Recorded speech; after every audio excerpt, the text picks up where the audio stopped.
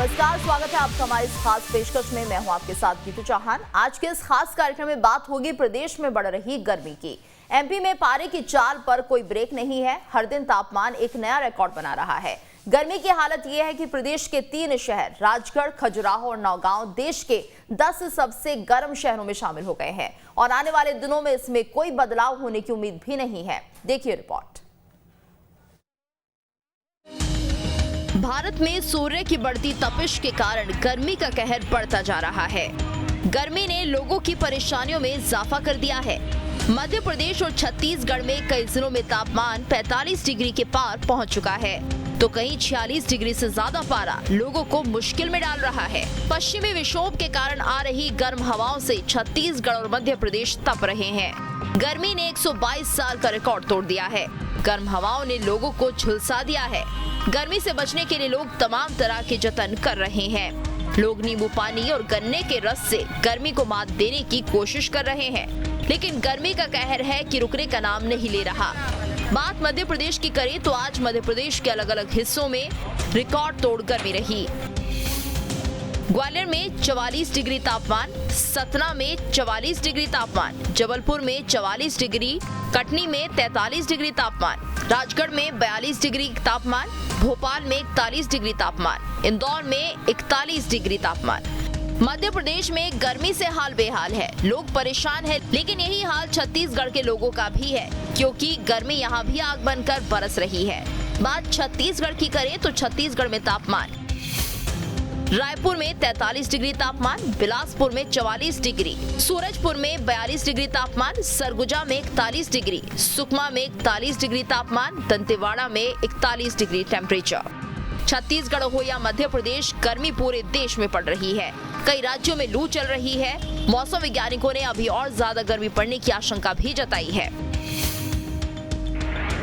UP, Rajasthan, Punjab, Jharkhand, Bihar, Madhya Pradesh, Chhattisgarh में लू का अलर्ट है।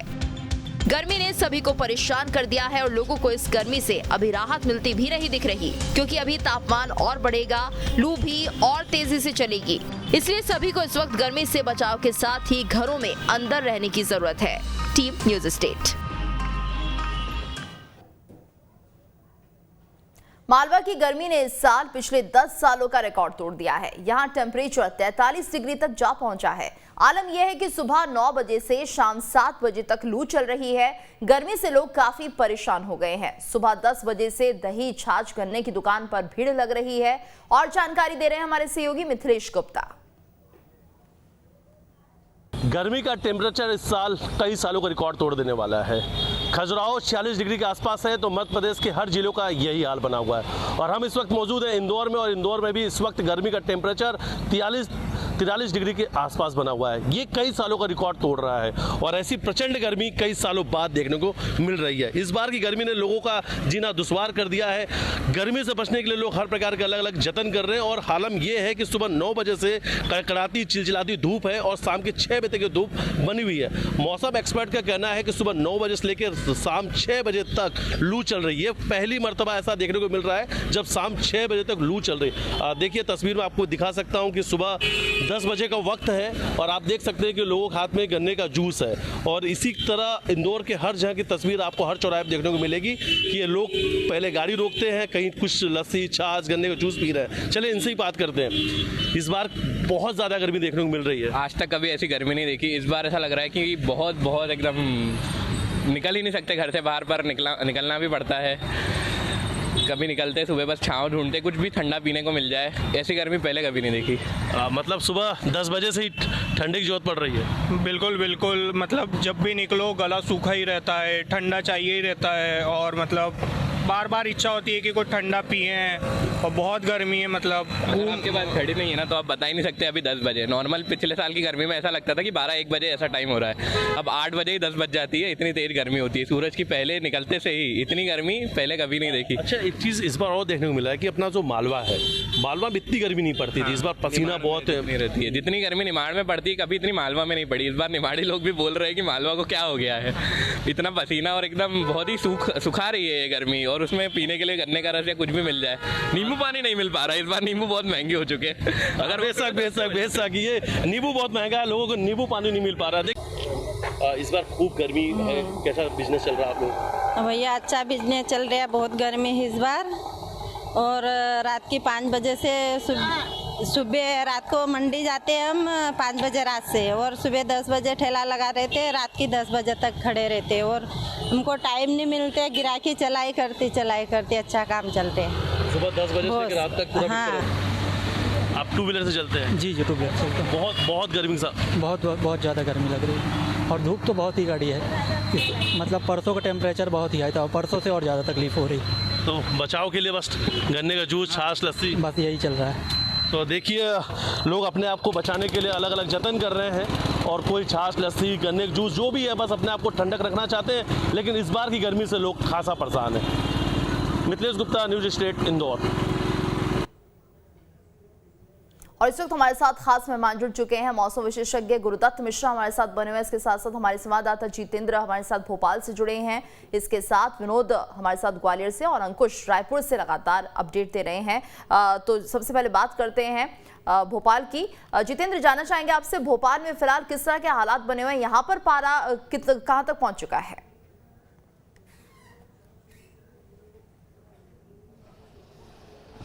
बिल्कुल, देखिए अगर हम बात करें राजधानी भोपाल के तापमान की, तो कल यहाँ पर जो तापमान है वो 43 डिग्री तक चला गया था। इससे अंदाज़ा लगाया जा सकता है कि राजधानी भोपाल में गर्मी का जो कहर है वो किस तरह से देखने को मिल रहा है।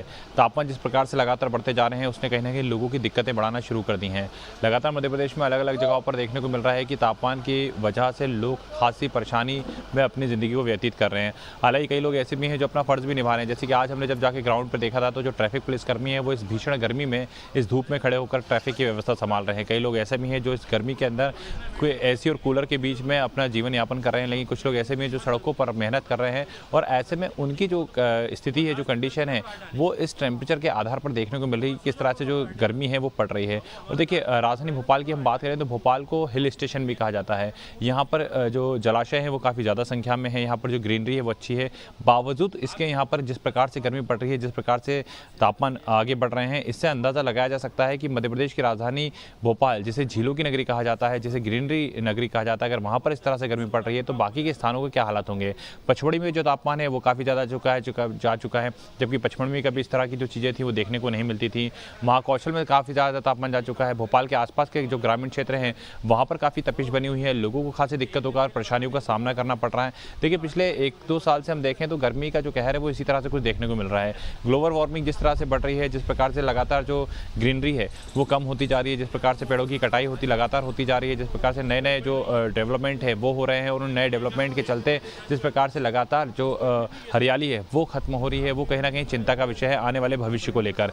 इतना ही नहीं, हम ये भी यहाँ पर देख रहे हैं कि जिस प्रकार से लगातार मध्य प्रदेश में कंक्रीट का जाल बिछाया जा रहा है, वो कंक्रीट का जाल जिन नियमों के साथ बिछाया जाना चाहिए वो नियमों को अपनाया जाए। यानी कि जो वाटर हार्वेस्टिंग की बात कही जाती है ताकि पानी का स्टोरेज किया जा सके, वो यहाँ पर देखने को नहीं मिल रहा है। सिर्फ और सिर्फ कंक्रीट का जो जाल है वो बिछाया जा रहा है। तो ऐसे में जो दिक्कतें हैं वो कहीं ना कहीं मध्य प्रदेश में देखने को मिल रही है। तापमान काफी ज्यादा बढ़ रहे हैं। मार्च में इस बार गर्मी का जो कहर था वो लोगों को सताने लगा। अब जरूरत है लोगों को जागरूक होने की ताकि इस भीषण गर्मी से बचा जा सके। बिल्कुल, हमारे साथ विनोद भी जुड़े हुए हैं ग्वालियर से। विनोद, अगर हम ग्वालियर की बात करते हैं तो यहाँ पर किस तरह के हालात बने हुए हैं?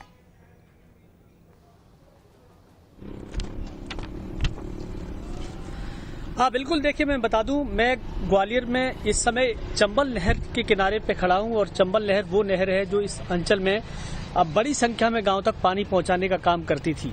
लेकिन इस तस्वीरों में मैं आपको दिखा दूं, ये तस्वीर देखिए आप, इस समय नहर पूरी तरह से सूखी पड़ी हुई है, यहाँ पानी देखने तक को नहीं मिल रहा है।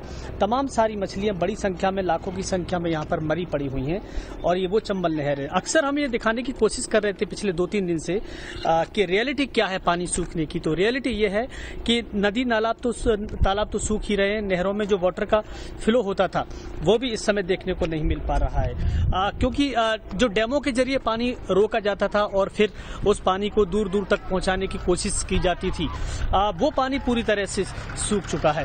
ये देखिए नहर के वो फाटक हैं जहां से वाटर का फ्लो होता था और ये बहुत दूर तक, मतलब हजारों की संख्या में किसान इस नहर से अपने खेतों के लिए पानी उपलब्ध कर लेते थे, लेकिन अब ये नहर सूखी हुई है। तो समझ सकते हैं कि इस इलाके में, खासकर चंबल इलाके में, जो नहर के आसपास का जो वाटर लेवल होता था, चाहे वो कुओं का हो या तालाब का हो, वो पूरी तरह से सूख चुका है। नहरें पक्की बना दी थी सरकार ने, और नहरें पक्की होने की वजह से जो आसपास के इलाकों में वाटर का जो लेवल बढ़ जाता था वो कम हो जाता था।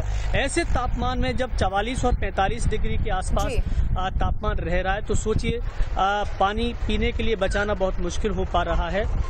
तमाम जीव जंतु और पशु पक्षियों के लिए भी पानी उपलब्ध नहीं हो पा रहा है, उनके लिए भी बहुत ज़रूरी है। तो ये तस्वीर हमें ये बताती है कि अप्रैल के महीने में ऐसी तमाम तस्वीरें हमने देखी हैं। आने वाले महीने मई और जून में क्या हालात होंगे, इसे बिल्कुल इसका सिर्फ अंदाजा ही लगाया जा सकता है। अंकुश, रायपुर का भी जरा हाल जान लेते हैं अंकुश से। और अंकुश, क्या फिलहाल रायपुर की अगर हम बात करें तो क्या यहाँ पर भी इसी तरह से पारा बढ़ता जा रहा है?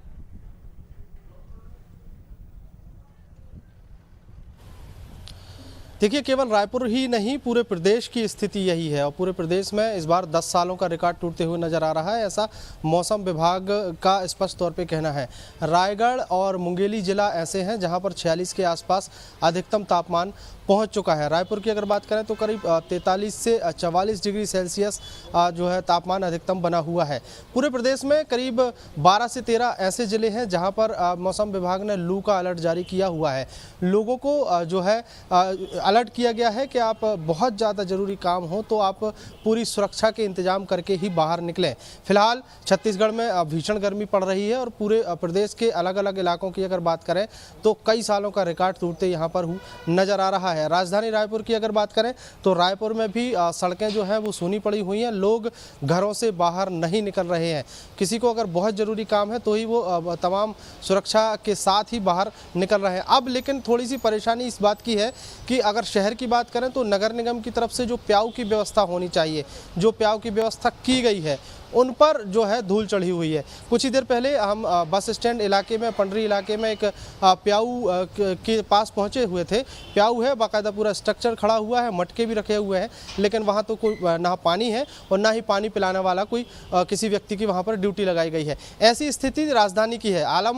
जब आलम राजधानी का ऐसा है तो पूरे प्रदेश के अलग अलग जिलों की क्या स्थिति होगी, ये इस बात से अंदाजा लगाया जा सकता है। अब वो इलाके जो शहर की सड़कें जो शहर में अंदर लाती हैं, जो सड़कें, वहां पर बाहरी इलाकों में किस तरीके की व्यवस्था होगी वो भी हमने देखने का प्रयास किया। वहां पर भी ऐसी कोई व्यवस्था नहीं है, क्योंकि केवल पेड़ और जो बड़े बड़े झाड़ हैं वो थोड़ा सा छांव देते हैं, वही उसी का सहारा लोगों को मिल पा रहा है। बाकायदा अगर शहर की अगर बात करें, शहर में जो व्यवस्थाएं होनी चाहिए वो वैसी व्यवस्थाएं कहीं दिख नहीं रही हैं।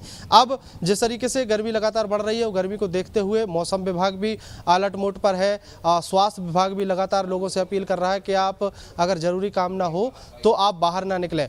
आप स्वास्थ्य सेवाओं की अगर बात करें तो स्वास्थ्य जिस तरीके से गर्मी बढ़ी थी, मार्च महीने में ही भीषण गर्मी की शुरुआत हो चुकी थी, और अप्रैल आते आते आज आखिरी दिन है अप्रैल का, मतलब कल जिस तरीके से मुंगेली और रायगढ़ जिले में जो 46 डिग्री अधिकतम तापमान दर्ज किया गया है, तो आज और बढ़ने की संभावना मौसम विभाग यहाँ पर जाहिर करते हुए नजर आ रहा है। अभी 12 से 1 बजे के बीच का समय है, और अभी करीब 44 डिग्री टेम्परेचर जो है वो राजधानी रायपुर में पहुंच चुका है।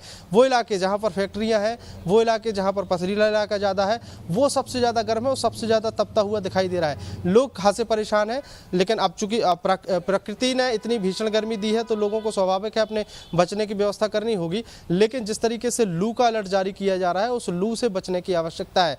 कल मुंगेली और रायगढ़ जिले में किसी एक व्यक्ति की मौत की भी खबर है कि वो लू की चपेट में आया था, जिसकी उसकी मौत हो गई थी। इस बात से बिल्कुल सीख लेने की आवश्यकता है कि किसी भी कारण से अगर कोई बहुत ज़्यादा ज़रूरी काम नहीं है तो घरों से बाहर नहीं निकलना है, क्योंकि मौसम इस बार एकदम बदला हुआ है। भीषण गर्मी यहाँ पर पड़ रही है, धूप की जो तेज किरणें हैं वो लोगों को परेशान कर रही हैं, और जब सीधे धूप के संपर्क में आने से बहुत ज़्यादा परेशानी तो हो ही रही है, लेकिन वही धूप घरों के अंदर भी लोगों को चैन की सांस नहीं लेने दे रहा है। कूलर काम नहीं कर रहे हैं, पंखे काम नहीं कर रहे हैं, केवल एसी का सहारा। तो एसी भी काम करना जो है वो मशीनों ने बंद कर दिया है।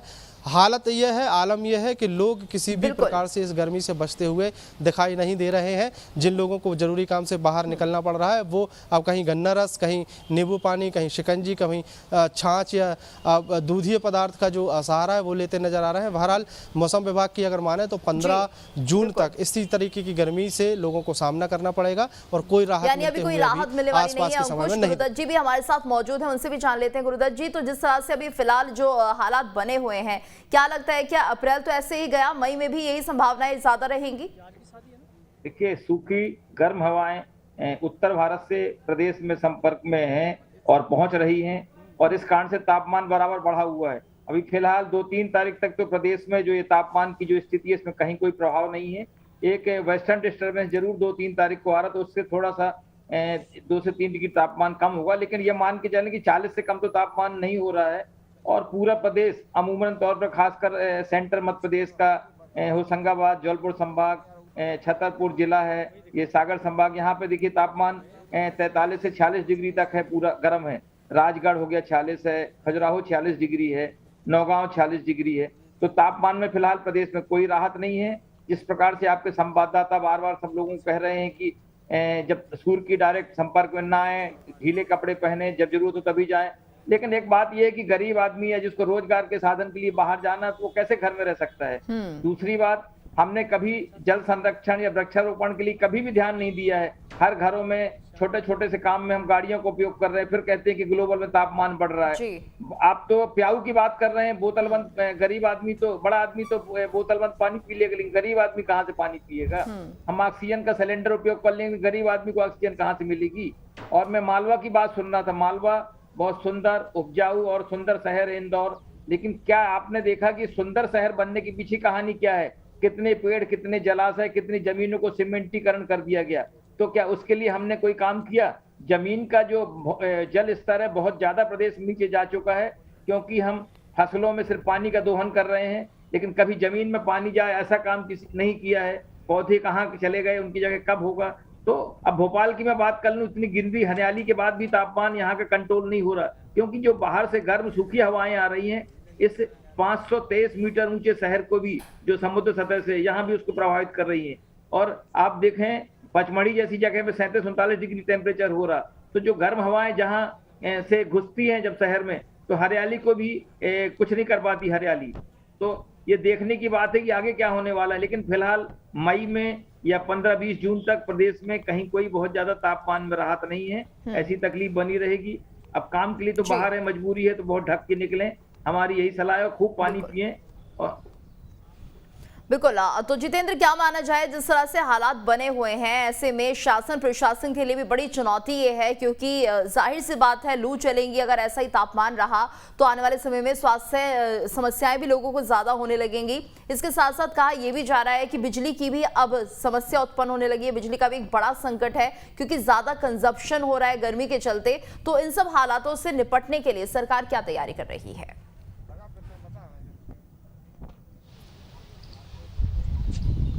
बिल्कुल, देखिए जिस प्रकार से गर्मी बढ़ती है तो जाहिर सी बात है कि ऐसे में एसी और कूलर और जो पंखे होते हैं उनकी मात्रा भी बढ़ जाती है और लोग इनका काफ़ी ज़्यादा प्रयोग करते हैं। और जब इनका काफ़ी ज़्यादा मात्रा में प्रयोग होता है तो जो बिजली है उसकी खपत भी बढ़ जाती है। अभी भी हम मध्य प्रदेश की बात करें तो पूरे मध्य प्रदेश में अभी भी लगातार अलग अलग जगहों पर आप देखिए जो यूनिट है, जो बिजली की यूनिट आती है, उसमें भी अब फ़र्क आया है। जो बिल पहले कम आया करता था लोगों का, अब वो काफ़ी ज़्यादा आया है। इतना ही नहीं, हमने ये भी देखा है कि कोयले की कमी भी मध्य प्रदेश में देखने को मिल रही है। हालांकि 3 से 4 दिन का जो कोयला है वो स्टोरेज बना रहता है, लेकिन इस समय चूँकि गर्मी का समय है और ऐसे में छोटे बच्चे हो या फिर बुजुर्ग की बात करें, उन्हें इस भीषण गर्मी के अंदर कूलर पंखे की ज़रूरत पड़ती ही है। तो ऐसे में यहाँ पर जो बिजली का दोहन है वो भी काफ़ी ज़्यादा मात्रा में हो रहा है। सरकार लगातार प्रयास कर रही है कि मध्य प्रदेश में बिजली की समस्या उत्पन्न ना हो, लेकिन बावजूद इसके हम देख रहे हैं कि मध्य प्रदेश के अधिकतर जिलों में जो बिजली की कटौती है वो लगातार हो रही है। ग्रामीण क्षेत्रों में भी काफ़ी लंबे समय के लिए बिजली कटौती हो रही है। कल राजधानी भोपाल के कुछ इलाकों में करीब 5 से 6 घंटे तक जो बिजली की कटौती है वो देखने को मिली है। तो ऐसे में आप समझ सकते हैं कि जब तापमान 43 डिग्री तक पहुंच गया हो और बिजली की कटौती हो रही हो तो कितनी ज़्यादा दिक्कतों का सामना आम आदमी को करना पड़ रहा है। इतना ही नहीं, अलग अलग जगहों पर अगर हम ग्रामीण क्षेत्रों की बात करें तो यहाँ पर तो सबसे ज़्यादा जो बिजली कटौती है वो होती है। और अगर बिजली आती भी है तो जो किसान है वो सिर्फ और सिर्फ अपने खेतों में पानी की सिंचाई के लिए उसका प्रयोग करता है। तो यहाँ पर कहीं ना कहीं जो बिजली समस्या है वो मध्य प्रदेश में देखने को मिली है, खासतौर पर गर्मियों के दिनों में। वहीं दूसरी बात ये भी करें कि जब भी गर्मी आती है हम ये देखते हैं कि लगातार जो लोग हैं गर्मी से बचने के जो तमाम उपाय हैं उसके बारे में सोचने लगते हैं। लेकिन अगर साल भर तक इस चीज़ को हम देखें, अगर इसको मॉनिटरिंग करें, तो ऐसा कोई व्यक्ति नज़र नहीं आता है जो इस भीषण गर्मी से बचने के लिए कुछ ऐसे प्रयास शुरुआती दौर से करना शुरू कर दे जिसके चलते उसे भविष्य में इस प्रकार की चिंताएं ना हो। आज भी हम देखते हैं कि जो डेवलपमेंट कॉलोनियाँ हैं, लोग वहाँ पर जाके मकान तो ले लेते हैं, घर तो लेते हैं, लेकिन वहाँ पर ग्रीन एरिया कितना है, जो पेड़ पौधे हैं वो कितने लगे हैं, उसकी ओर कोई ध्यान नहीं देता है। लोग सिर्फ देखते हैं कि अच्छा मकान मिल जाए जहाँ पर अच्छी गाड़ी रखने के लिए पर्याप्त व्यवस्था हो, लेकिन उसके अलावा जो ग्रीनरी की व्यवस्था वो क्या होगी वो नहीं। वाटर हार्वेस्टिंग के लिए वहाँ पर क्या व्यवस्थाएं की गई हैं इसके बारे में किसी का ध्यान नहीं जाता। और ये बेहद जरूरी है कि लोगों को अपनी सोच में बदलाव करना चाहिए। जितेंद्र, जिस तरह से मौसम में बदलाव हो रहा है, विनोद क्या माना जाए, क्योंकि लोगों की सोच में अगर बदलाव आएगा उसके बाद ही हम ये कह सकते हैं कि जो ये हालात बन रहे हैं वातावरण को, पर्यावरण को लेकर, वो कम से कम होते हुए नजर आएंगे आने वाले समय में, अगर लोग जागरूक होते हैं तो।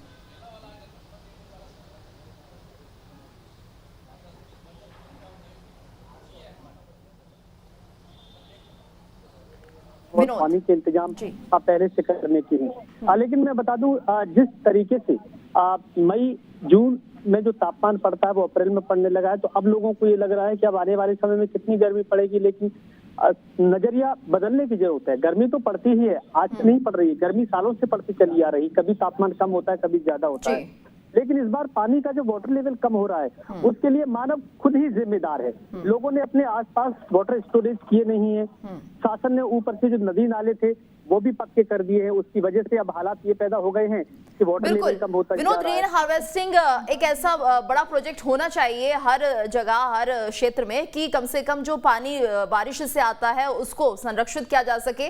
अंकुश, क्या माना जाए, जो लोग ऐसा करना चाहते हैं उन्हें किस तरह से प्रमोट करना चाहिए अब सरकार को, क्योंकि रेन हार्वेस्टिंग बहुत ज्यादा जरूरी हो चुकी है?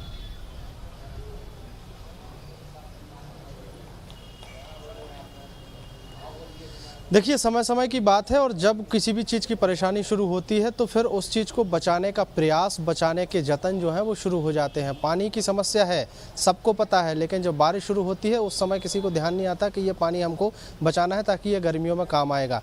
कई तरह की समस्याएं हैं। नदियाँ जो हैं वो चौड़ी हो रही हैं, नदियों का गहरीकरण जो है वो कम हो रहा है, नदियाँ उथली हो रही हैं। सीधा कारण है पेड़ों की कटाई हो रही है, जड़ें जो हैं वो कमज़ोर हो रही हैं, इसलिए मिट्टी का जो बंधाव है, मिट्टी की जो पकड़ है वो कमज़ोर हो रही है, इसलिए इस तरीके की स्थिति पैदा हो रही है। लेकिन जिस तरीके से अब गर्मियों में जैसे जल संकट की स्थिति पैदा होती है, कई ग्रामीण इलाके ऐसे हैं जो कई सालों से मतलब सैकड़ों सालों से पानी की समस्या से जूझते आ रहे हैं, लेकिन वहाँ पर उन्होंने किसी न किसी तरीके से कोई ट्रिक के माध्यम से कोई उपाय के माध्यम से ये प्लान तैयार करके रखा होता है कि अभी बारिश का समय है, अभी ठंड का समय है, लेकिन जब गर्मियों का समय आएगा तो उनको पानी का उपयोग कैसे करना है, पानी बचाना कैसे है।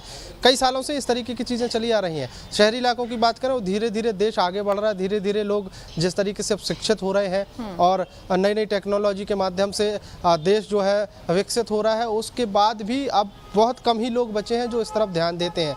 प्रयास होते हैं, प्रयास को जो है सराहना मिलती है, सराहना दी जाती है, लेकिन उसको आगे बढ़ाने के लिए कोई आगे नहीं आता और यही कारण है कि समस्या जस की तस बनी हुई है। सरकारें भी प्रयास करती हैं, खूब अपील की जाती है लोगों से कि आप पानी बचाइए, क्योंकि पानी नहीं बचाएंगे तो आने वाले समय में भीषण जल संकट आता है। लोग समझ भी जाते हैं उस बात को, कुछ समय के लिए समझे रहते हैं, लेकिन बाद में धीरे धीरे वही चीज़ें भूलते जाते हैं। इसलिए केवल प्रयास जरूरी नहीं है, एक महत्वपूर्ण डिसीजन जरूरी है। यहाँ पर कठोर निर्णय लेने की आवश्यकता है। कठोर निर्णय ले लिया जाएगा, कोई योजना चलाई जाए और ये निर्णय लेना होगा शासन प्रशासन को। गुरुदत्त जी, आप क्या मानते हैं कि वाकई अगर सरकार की तरफ से, शासन की तरफ से ये सख्ती बढ़ती जाए और ये जरूरी कर दिया जाए कि आपको पानी का संरक्षण करना ही है, अगर ऐसा नहीं करते तो आप पर कार्रवाई की जाएगी, तो इस तरह के कुछ सख्त नियम अब अपनाने पड़ेंगे? देखिए, ऐसा है कि शासन सख्ती भी करेगी तो जनता को ही तो करना है। हमारे पास जमीन ही नहीं बची है कि पानी जमीन के अंदर जा सके, हम पूरा उसमें कंक्रीट का जंगल इकट्ठा कर चुके हैं। दूसरी बात मैं बता दूं कि जो बड़ी बड़ी नदियां उनमें रेत नहीं बची है। अब रेत न होने के कारण जो मिट्टी है उसके जो पानी की आने की क्षमता है वो सब छिद्र बंद हो गए हैं, पौधे बचे नहीं है। अब आप देखिए होशंगाबाद कितना गर्म शहर हो गया, क्योंकि वहां पे रेत सब निकाल चुकी है। तो जब आप खूब मकान बनाएंगे तो रेत की आवश्यकता पड़ेगी। अच्छा, गवर्नमेंट अगर रेत रोक भी देगी तो रेत चोरी होके ले जाएंगे लोग, तो वो तो होना है, क्योंकि आप मकान बनाएंगे तो आपको रेत की आवश्यकता पड़ेगी। तो एक बहुत बड़ा ये भी एक कारण है। दूसरी बात, लोगों के पास ज्यादा जमीन है नहीं कि कहाँ जल संरक्षण करें, कहाँ पानी भरें। और लोग नगर निगम से भी नक्शा पास करवा लेते हैं कि हम वाटर हार्वेस्टिंग करेंगे, जमीन के अंदर पानी डालेंगे। क्या नगर निगम ने कभी जाके देखा उन घरों में कि आप कितना वाटर हार्वेस्टिंग किया आपने? आपको पेनाल्टी लगा दी जाए अगर आपने नहीं किया है, दोबारा देखिए। लेकिन अब हमारे पास वो सब कुछ हो नहीं रहा है, मतलब भौतिक रूप से अगर देखा जाए तो ये कुछ भी नहीं हो रहा है। और कहीं कोई कार्यक्रम सिर्फ पेपर और हवा में है ये बातें, भौतिक रूप से कि जल संरक्षण की बात करें, हरियाली बढ़ाने की बात करें, ये कुछ होता नहीं है। कटाई अगर 100% है तो 2% से मुश्किल से ये काम भौतिक रूप से चल रहा है। सबको, समाज के लोगों को शासन का सहयोग करें और मिलके करेंगे, नहीं आने वाली परिस्थितियां बहुत भयानक होंगी और तापमान में बढ़ेगा, ग्लेशियर पिघलेंगे और हम बहुत मुसीबत में हमारी जनरेशन आएगी। तो ये तो मिलके समन्वित प्रयास का ही नतीजा हो सकता है। और जहां पर लोगों ने जन संरक्षण या वृक्षारोपण किया है तो राजस्थान जैसे इलाके में, बुंदेलखंड जैसे इलाके में पानी की स्थिति बहुत अच्छी हो गई है। बिल्कुल। तो गुरुदत्त जी, ये समझा जाए आज सभी को ये जरूरत है कि सब मिलकर प्रयास करें, सिर्फ सरकार के भरोसे ही नहीं बैठना है, जो आम जनता है उसे भी अपने भविष्य को देखना है और किस तरह से पर्यावरण को सहयोग कर सकते हैं इस बात पर पूरा ध्यान रखना है, नहीं तो इसी तरह के हालात बने रहेंगे। बहुत बहुत धन्यवाद आप सभी का इस पूरी बातचीत के लिए।